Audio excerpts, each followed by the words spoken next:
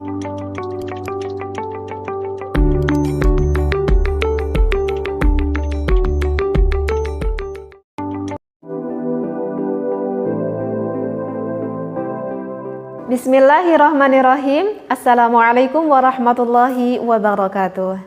Bismillah, alhamdulillah, wassalatu wassalamu ala rasulillah.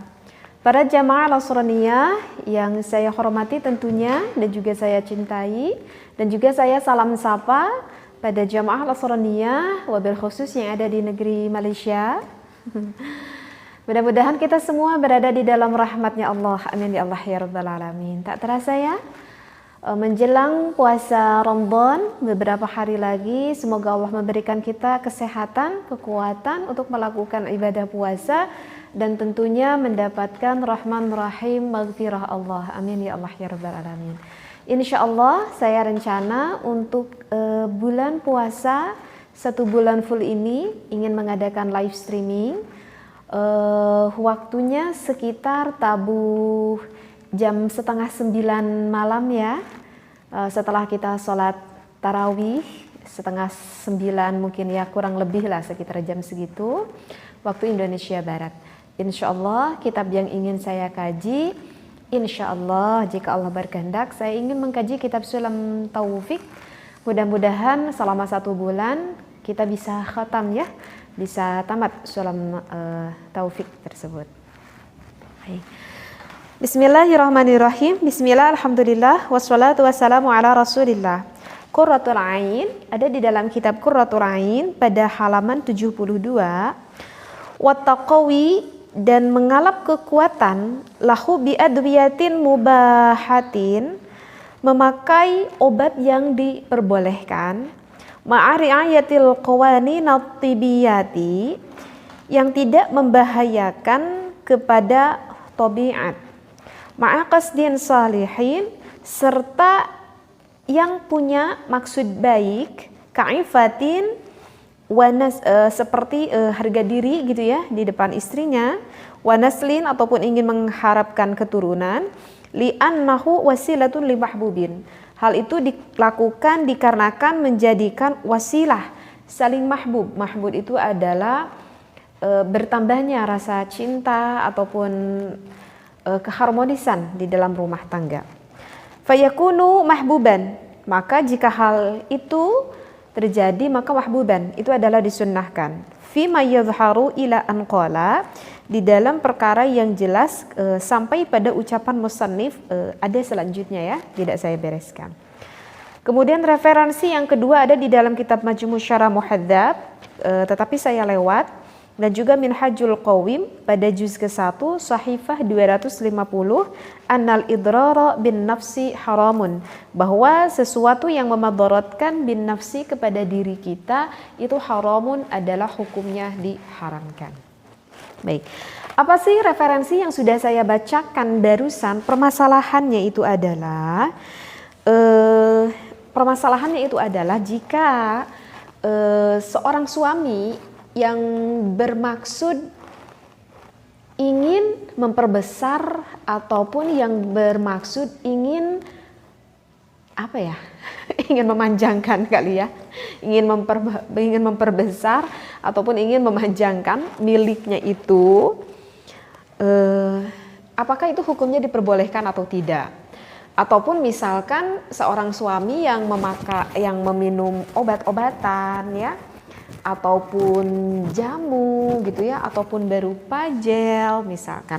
Nah, apakah hal itu diperbolehkan oleh agama ataupun tidak, seperti itu. Nah, dari referensi yang sudah saya bacakan, sebetulnya sih saya cari-cari, sebetulnya ini ada yang bertanya juga sih pada saya, dan kemarin saya mutola'ah, buka-buka kitab, dan saya temukan ada di dalam 3 referensi kitab. Dan ingin saya simpulkan dari ketiga referensi kitab yang saya bacakan tersebut. Maka, baik, satu dulu nih ini permasalahannya. Untuk permasalahan yang pertama adalah, boleh nggak teh seorang suami sengaja ingin memperbesar ataupun memperpanjang lah gitu ya, yang dimiliki oleh suami tersebut. Nah, ini pertanyaannya ini dulu ya.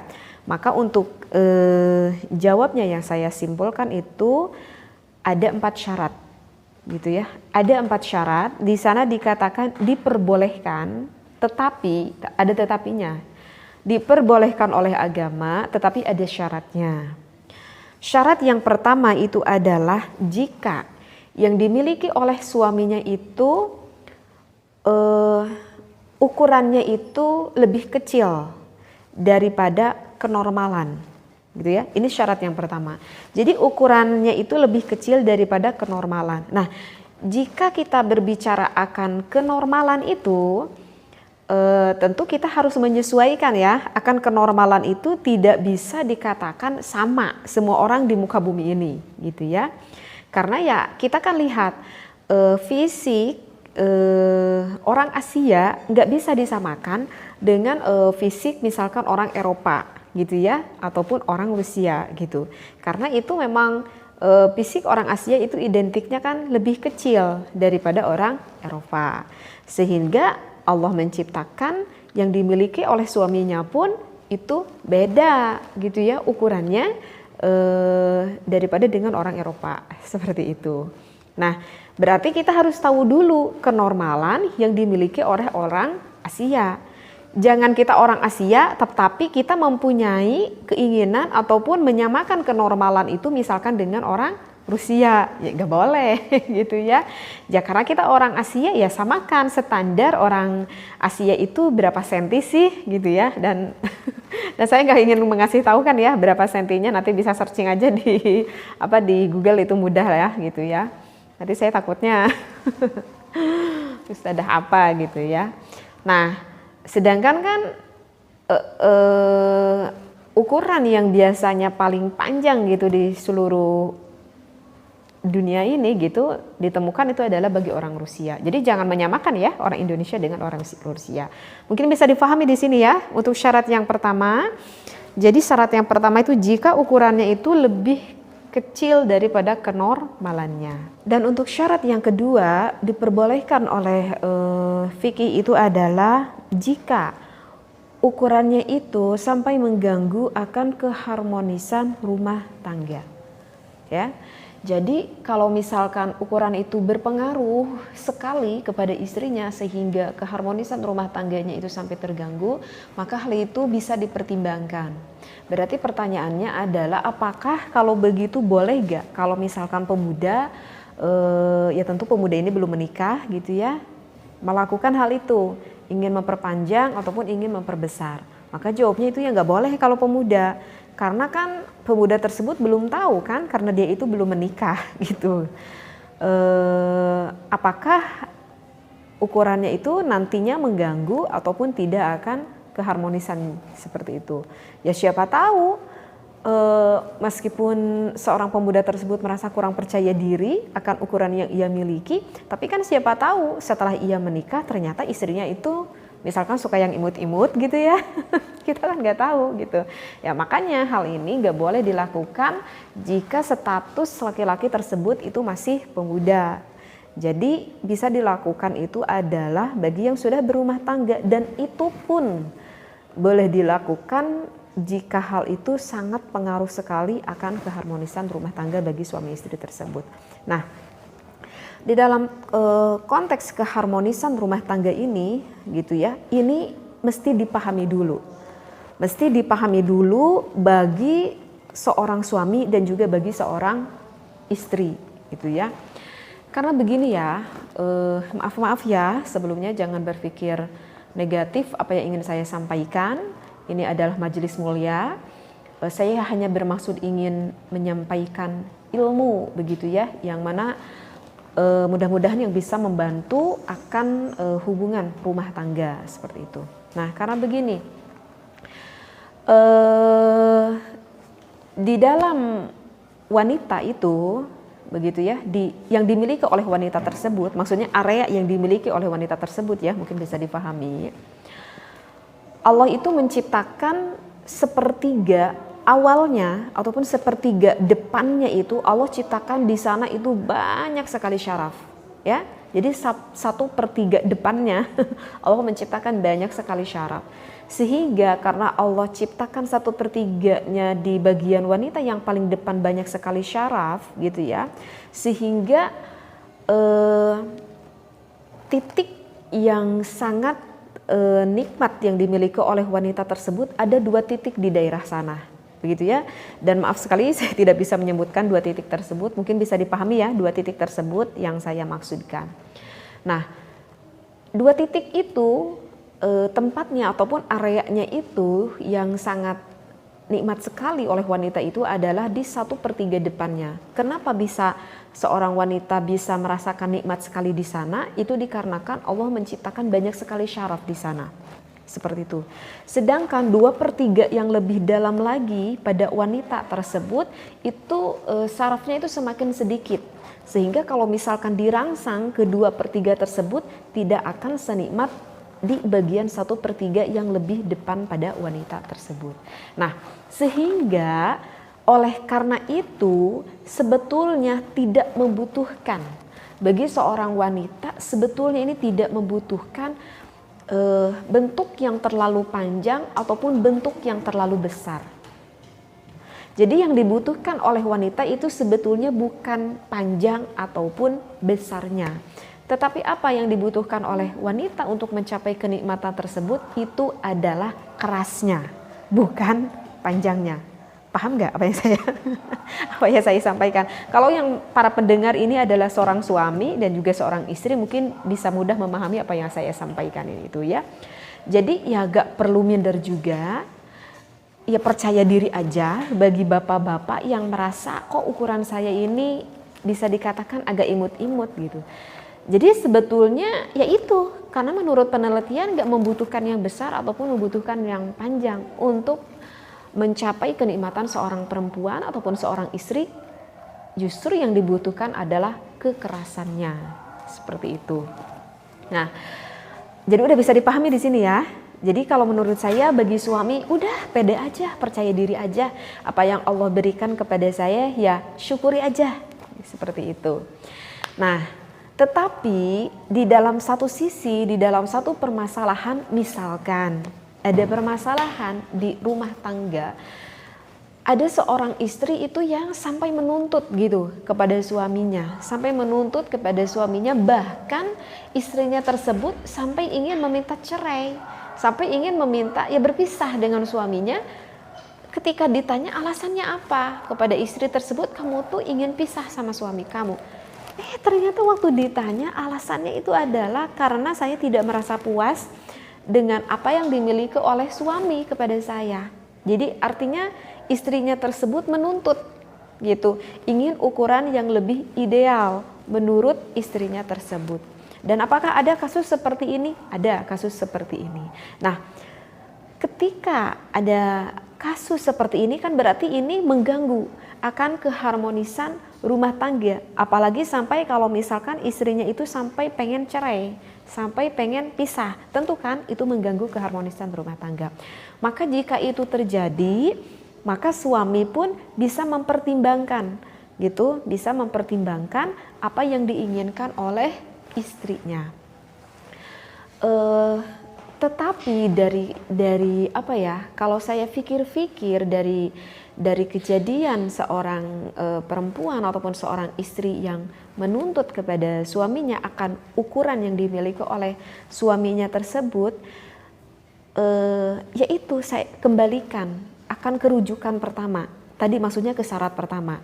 Jadi seorang wanita dan seorang suami itu harus tahu dulu ukuran normal yang dimiliki orang Asia itu sebagaimana sih. Kalau kurang-kurang dikit ya wajar lah, seperti itu. Dan saya itu sangat mengkhawatirkan sekali, dan untuk syarat yang kedua maksud saya, dan untuk syarat yang kedua secara penelitian sebetulnya tidak membutuhkan yang besar dan yang panjang, tetapi yang dibutuhkan itu adalah kekerasannya gitu ya. Kenapa yang dibutuhkan itu adalah kekerasannya? Karena agar mencapai ke titik 1/3 area depan yang dimiliki oleh istri tersebut. Nah, itu pun sebetulnya sudah cukup bisa membahagiakan istrinya. Tetapi kenapa kok istrinya itu sampai menuntut ingin memiliki bentuk yang lebih besar gitu. Nah, itu sebetulnya sih ada beberapa kasus gitu ya. Bahkan ada sebagian, tapi saya tidak menganggap bahwa kasus seperti ini istrinya itu sama semuanya, enggak ya. Cuman ada dari sebagian kasus seperti ini, ada sebagian, sekali lagi ada sebagian, saya tidak menyatakan semua perempuan itu sama. Ada sebagian yang dikarenakan perempuan itu yang sudah terbiasa melihat adegan film yang enggak layak dilihat gitu ya. Mungkin sudah paham ya maksudnya film apa di sini ya, film Blue lah begitu. Nah, karena seorang istri ini udah terbiasa melihat adegan film itu, sedangkan yang dilihat itu adalah adegannya itu mungkin dari adegan luar negeri gitu ya. Mungkin yang sering dia lihat itu adalah video-video orang Rusia mungkin, sedangkan kan orang Rusia itu yang paling besar gitu ya, yang dimiliki antara negara-negara lain gitu. Nah, dikarenakan sering melihat tontonan-tontonan itu, sehingga masuklah tontonan itu kepada daya khoyalinya seorang istri, seorang perempuan. Paham gak sih ya? Karena udah sering lihat film itu, sehingga masuk ke daya khoyalinya perempuan, sehingga seorang perempuan tersebut ataupun seorang istri tersebut ingin berfantasi dengan apa yang sering ia lihat. Sedangkan pada kenyataannya, ia lihat di depan suaminya itu tidak sama ataupun tidak sesuai dengan apa yang sering ia lihat ataupun yang ia tonton. Seperti itu. Sehingga ya istrinya itu menuntutlah kepada suaminya ingin memiliki bentuk yang sama seperti apa yang ia tonton itu. Nah, jika halnya seperti itu menurut saya sih enggak sehat banget. Karena ya seorang istri menuntut seperti itu kalau menurut saya sih kurang manusiawi seperti itu. Dan apakah itu bisa dikatakan ibadah ataupun tidak? Karena ya keinginan seorang istrinya tersebut bukan diawali dari dasar ibadah, tetapi diawali dengan nafsu yang ada di dalam hati seorang perempuan tersebut. Karena itu efeknya, karena ia itu sering melihat tontonan, misalkan tontonan orang Arab misalkan gitu ya, yang badannya lebih tinggi, lebih besar, ataupun orang Eropa yang badannya lebih tinggi, lebih besar. Ya wajar kalau barangnya itu lebih besar dan lebih panjang juga. Kan kita nggak bisa disamakan, kita kan orang Asia seperti itu. Nah, jadi untuk keharmonisan rumah tangga pun ini sebetulnya perlu perlu dicerna gitu lebih dalam. Tetapi kalau misalkan contoh kasus seperti itu, kalau menurut saya sih ya itu adalah diawali bukan dengan ibadah, tetapi itu ya didasari atas nafsu seperti itu. Jadi begitu ya. Untuk syarat yang kedua, hal itu boleh dilakukan jika keharmonisan rumah tangganya itu sangat mengganggu sekali, maka suaminya bisa mempertimbangkan seperti itu. Dan untuk syarat yang ketiga itu adalah boleh dilakukannya itu harus rekomendasi dari orang yang adil. Artinya orang yang adil di sini adalah orang yang ahli sekali di dalam bidangnya, gitu ya, yang ahli sekali, gitu ya.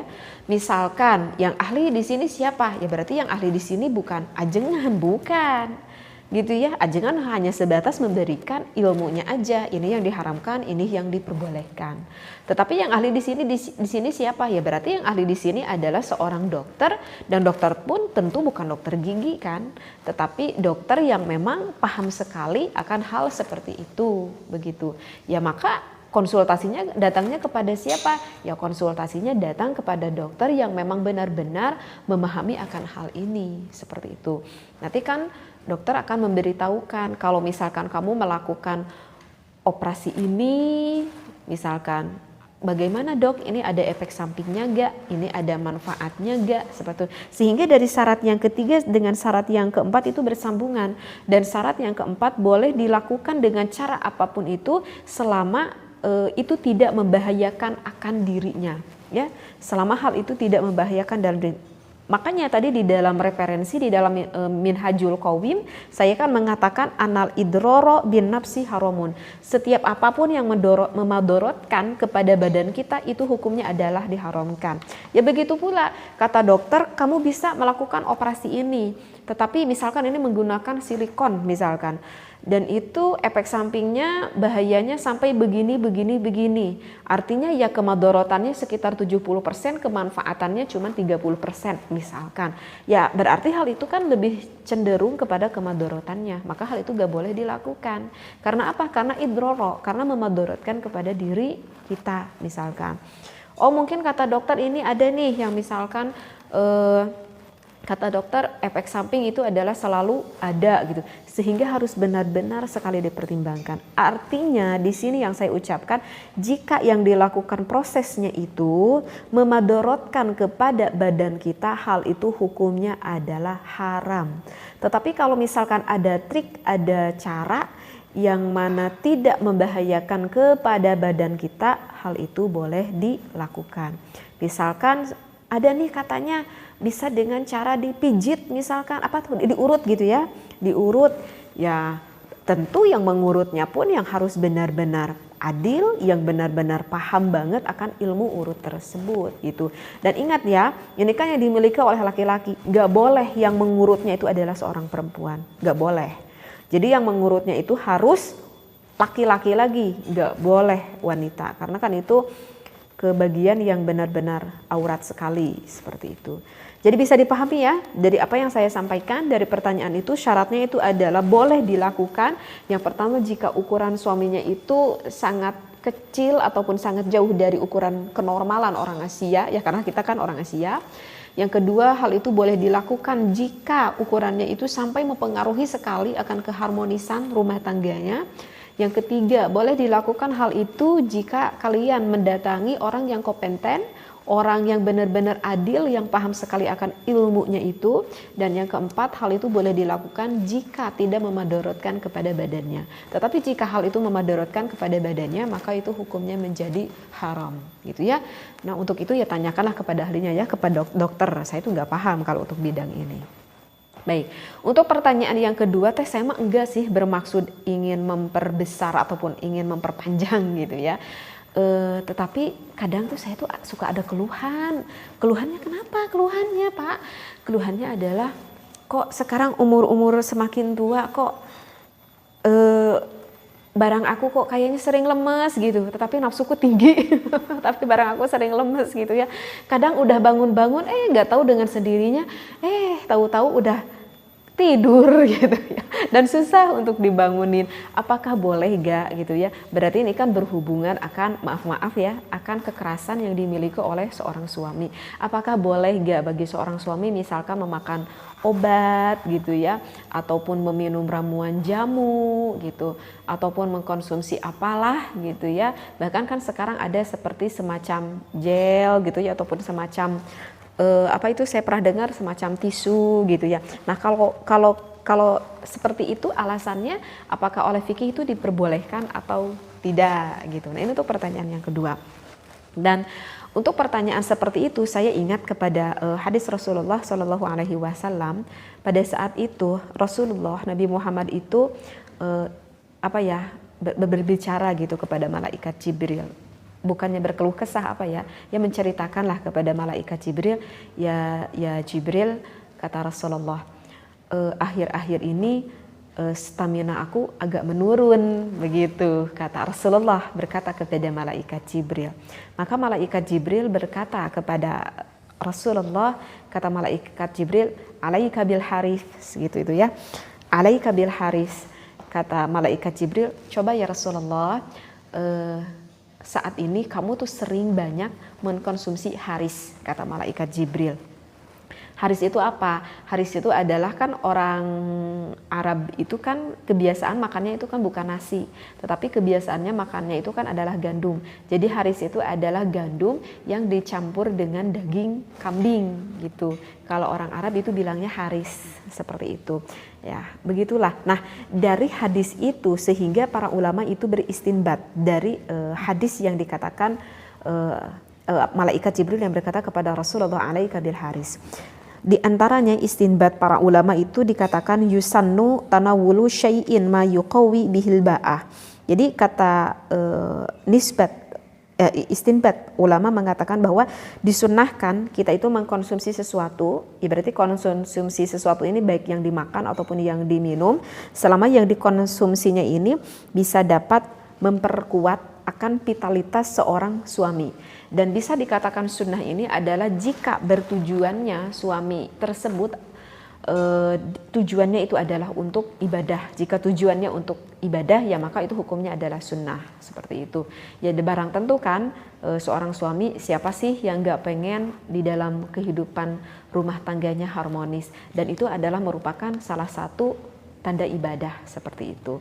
Nah, jadi ulama itu mengistinbat dari hadis tersebut, berarti ini menandakan bahwa hukumnya diperbolehkan. Ya dengan syaratnya tadi, dengan syaratnya yang dikonsumsinya itu tidak memadorotkan kepada badan suaminya tersebut. Jadi boleh, selama kita meyakini bahwa obat ini nggak ada efek samping gitu ya.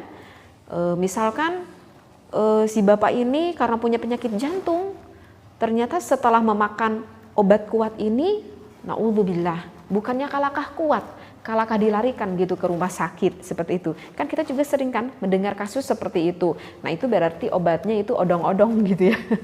Berarti obatnya itu ya enggak asli, ya, artinya ya membahayakan lah. Jadi oleh karena itu setiap mau membeli sesuatu itu harus dikonsultasikan dulu, dan kita harus meyakini dulu apakah hal itu dapat memadorotkan ataupun tidak ke badan kita. Karena sekali lagi di dalam Minhajul Qaum tadi dikatakan setiap sesuatu yang memadorotkan kepada badan kita maka itu hukumnya adalah haram. Sebetulnya ada sih tadi juga referensi yang lebih jelas di dalam kitab Majmu' Syarh Muhadzab, tetapi saya nggak bacakan. Tetapi yang udah saya terangkan mudah-mudahan insya Allah dapat dipahami ya.